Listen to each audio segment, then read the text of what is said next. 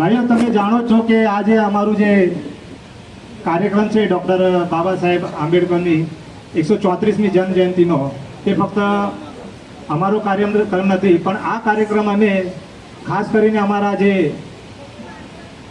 દેશનું ભવિષ્ય, અમારા લોર પરેલનું ભવિષ્ય છે એમના માટે રાખેલો છે.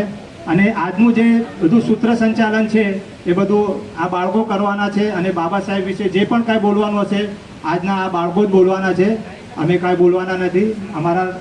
અમારા ભાગમાં જે થોડું ઘણું આવશે અમે બોલીશું, બાકી બધું આજના બાળકો લોકો બધું સૂત્ર સંચાલન કરવાના છે.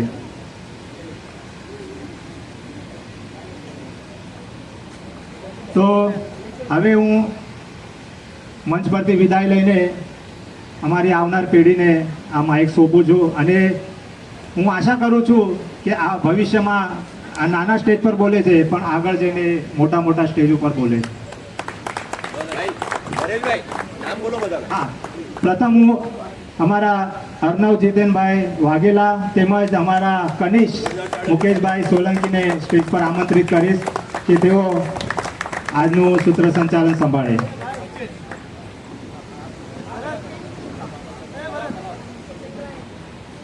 બધા પોતપોતાની જગ્યા પર બેસી જાઓ. અત્યારે થોડી વારમાં આપણે કાર્યક્રમની શરૂઆત કરીશું.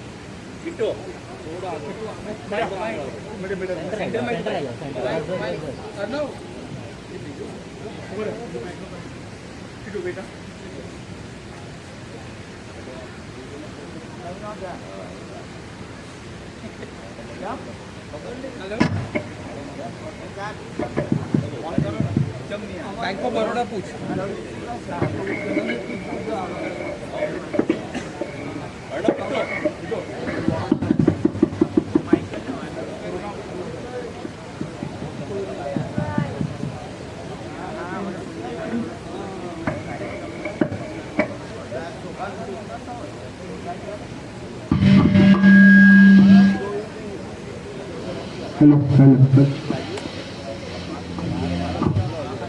ભાઈઓ, બધાને મારું જય ભીમ.